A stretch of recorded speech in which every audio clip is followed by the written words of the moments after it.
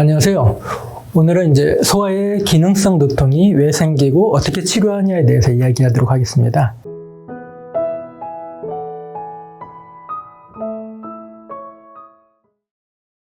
어린애들이 보편적으로 표현하는 통증이 세 가지가 있어요. 이제 두통, 복통, 그 다음에 이제 성장통으로 미화되는 이제 하지통입니다. 이를 이제 소아 3통이라고 하는데 특히 이제 두통에 대해서는 민감해요. 그래서 어린애들이 갑자기 이제 머리를 아프다고 하면은 많은 부모님들이 당황을 합니다. 그리고 이제 공부를 하려고 하면 머리가 아프다고 하기 때문에 꾀병으로 여겨지기도 해요. 근데 이제 때로는 이제 큰 병이기 때문에 이제 불안과 염려는 이제 있는 거죠.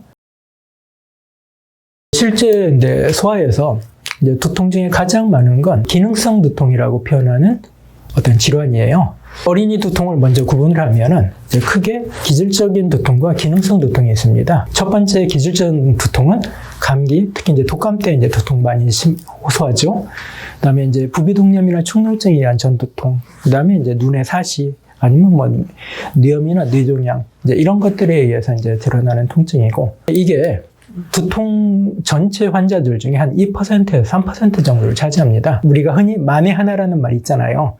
이제 만에 하나도 이제 염려하고 걱정하고 대비하고 이래요.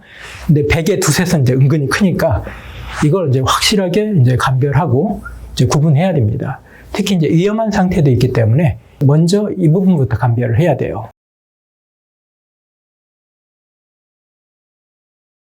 그다음에 이제 두 번째는 이제 MRI나 CT 같은 걸 찍어도 아무 이상이 없는데 애들들은 이제 제발 자꾸 이렇게 두통을 반복하는 거예요. 이게 이제 기능성 두통입니다. 오늘은 이 부분에 대해서 얘기를 하려고 해요. 의학적으로 기능성 두통이라고 하는 건 뭐냐면은 검사에서 기질적인 병변이 없어요. 그리고 이 신경 생리학적인 변화에 의해서 이제 반복적으로 발생하는 것으로 이제 일반적으로 이제 1차성 두통이라고 표현을 해요. 이제 흔히 편두통과 긴장성 두통이 있습니다.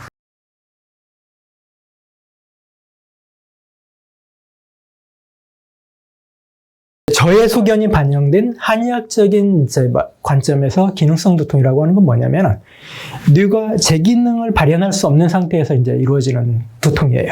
그러면 뇌가 제 기능을 발현할 수 없는 게 이제 어떤 요소가 있냐면은 기능을 방해하는 요소가 있죠.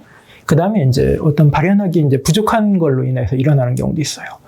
근데 이제 방해하는 요소를 이제 통칭해가지고 노폐물이나 이제 기체증이라고 표현을 하기도 하고, 이 성인들 중에 이제 어혈이나 이제 담음이 방해를 한다고 하는데, 어린애들한테는 이게 좀 극히 드뭅니다. 그리고 어린애들은 대부분 부족함에 기인해서 이제 발생을 해요. 뭐가 부족하냐면은 뇌의 필수적인 거, 그러니까 당이 공급돼야 되고 산소가 공급돼야 되고 한의학적인 관점에서 이제 진액이 이제 공급돼야 되는데 이게 부족할 때 발생을 하는 거예요. 근데 이 상태에 따라서 조금 양상은 달라요. 산소가 부족하면은 머리가 무거움, 어지러움을 동반한 두통이 발생되고, 이 당이 부족하면은 이 산만함과 긴장이 이제 동반된 두통이 발생됩니다. 이제 진액이 부족한 거, 대표적인 건 이제 전해질 불균형이고, 수분이나 이제 신경 전달 물질이 이제 부족한 건데, 이 압박감 조이는 듯한 이제 통증이 좀 있어요. 그래서 이제 이러한 요소들 중에 대부분은 산소 부족한 거에 의해서 기인을 해요.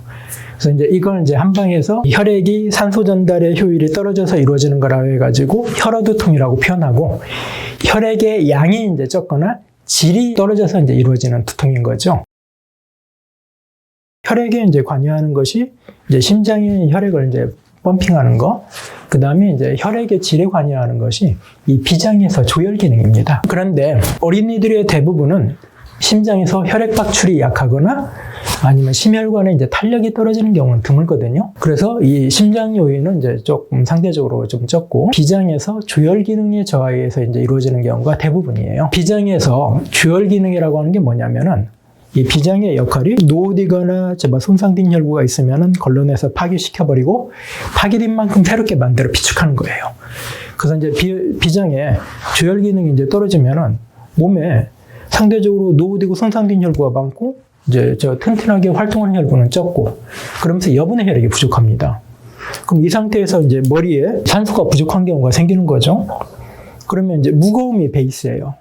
그러면서 어떻게든 이 머리를 쓰려고 하면은 어지러워 머리 아파가 이제 진행되고, 머리를 보호하려면은 졸림 상태가 돼버려요. 그래서 이제 비장 능력이 좀 떨어진 친구들은 이 머리가 무겁고 때로는 아프고 이 졸음을 많이 호소하고 특히 산소가 부족한 공간에 있으면 엄청 힘들어합니다.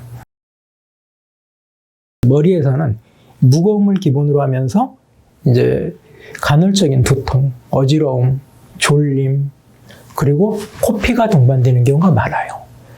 그 다음에 이제 이 가슴에서 이제 심장에서 산소가 부족한 모습이에요. 이걸 이제 메꾸려고 노력하는 모습에서 한숨, 하품, 답답함, 어느 순간 무거움, 진짜 심한 경우는 제가 심장이 동동동 하기도 해요. 그 다음에 이제 전신 증상으로는 이제 몸 전체가 몸이 무겁고 힘들고 귀찮고 그러면서 이제 소화기 증상이 있어요. 그러니까 소화기 증상은 이제 여분의 혈액이 부족한 개념에서 이제 진행되긴 하는 건데 이제 우리가 음식을 먹으면 씹는 행위를 따라서 식도와 위장이 같이 신나게 움직여요. 그래서 식도는 밑으로 내려가가지고 자연스럽게 넘어가는 건데 여분의 혈액이 부족한 친구들은 위장이 혈액 공급을 못 받아요. 그럼 아무리 씹어도 위장이 움직임이 안 쫓아오면 음식이 안 넘어갑니다. 그래서 이제 음식이 안 맥히면서 입에 물고 있는 거예요. 그래서 음식을 조금 먹다가 입에 물고 있는 애들이 이 비장의 조혈 기능이 떨어져서 이루어지는 경우가 대부분이에요. 이러한 증상을 호소하는 애들은 결국은 이제 두통이 쉽게 드러날 수가 있는 거고 이러한 증상과 더불어 두통이 드러나는 것을 혈어두통이라고 칭합니다. 혈액을 보충하고 비장을 튼튼하게 하는 것이에요. 그래서 이 소의 기능적인 두통의 한 80에서 90%는 이 혈어두통이고 이제 실제적으로 비장의 조혈 기능을 살리는 방향으로 하는 거죠. 비장의 조혈 기능을 회복시키는 한약이 있어요. 그다음에 심혈관계 재발 순환을 돕는 한약도 있고 그러면은 치료는 쉽게 됩니다. 근데 이제 재발이 좀 또 금방 되기도 해요. 그래서 이 비장의 재발 기능을 이제 상태를 유지하고 조금 더 이제 살아날 수 있는 방법의 생활 관리가 필요해요. 생활 관리는 이제 크게 세 가지인데 첫 번째가 이제 과식 금지예요. 과식을 하지 않으려면 자기 정량을 알아야 되는데 음식을 오래 씹는 애들은 이제 정량을 알 수가 있습니다. 그래서 오래 씹는 중에 딱 어느 순간에 안 맥힌다 싶으면 무조건 내려놓는 거예요. 그래서 어린애들 같은 경우에 음식에 몰입도 상태거든요. 그래서 음식에 이제 몰입하지 않고 입에 물고 있거나 딴짓하면 거기서 무조건 스톱하는 거. 그 다음에 이제 졸릴 때 자는 거예요. 이제 아까 말한 거에서 이제 머리를 보호하고 비장을 보호하려면 졸리거든요. 이때 이제 무조건 자면 이제 보호가 되는 거예요. 근데 가급적이면 눕지 않고 앉아서 가수면을 취하는 게 도움이 돼요. 그 다음에 이제 맨발로 걷기입니다. 그래서 이제 제가 그 맨발로 걷기를 많이 이제 강조하는데 이 맨발로 걷기 시작한 게 이게 비장이 안 좋아가지고 두통을 호소하는 애들 치료하기 위한 방편에서부터 출발을 했거든요. 이 비장이라고 하는 경락이 이 엄지발가락 아치 라인으로 이제 통과를 해요. 그래가지고 비장이 안 좋은 친구들이 이제 실내에서 주로 활동을 하고 그 다음에 이제 신발 신고 생활을 하면은 비장이 좋아지는 계기를 못 만나거든요. 그래서 맨발로 걷기 한 30분 정도만 하면은 이 비장이 좀 자극을 받으면서 점점점 좋아질 수 있는 계기를 만납니다. 그래서 이러한 노력의 결과로 이제 두통이 없는 상태가 한 3주 이상 유지되면은 치료가 된 거예요. 그리고 혈색마저 밝아지면은 앞으로 이제 두통 없을 거라는 이 보장도 받을 수 있는 상태가 돼버립니다. 대부분 어린아이들의 이제 기능성 두통은 육괴병이거나 심각한 질병은 아니에요. 대부분은 비장 기능 저하에 의해서 혈어 상태에 의해 가지고 산소 부족이라고 하는 명확한 기전이 있어요. 그리고 치료 방법도 확실해요. 생활 관리를 바로 하고 비장을 튼튼하게 하고 필요한 한약 치료를 적절하게 하면은 어린이 두통은 이제 정리되고 이제 가볍고 맑은 머리 상태가 됩니다. 그럼 학습에도 확실하게 도움이 되겠죠. 그래서 이제 어린아이들이 두통 호소를 이제 자주 한다면은 이제 너무 걱정하지 마시고 지금 아이들에 보내는 신호를 한번 확실하게 관찰하고 그다음에 지금 언급한 생활 관리를 하든가 이제 한의원에 방문을 하여 상담하도록 하십시오. 감사합니다.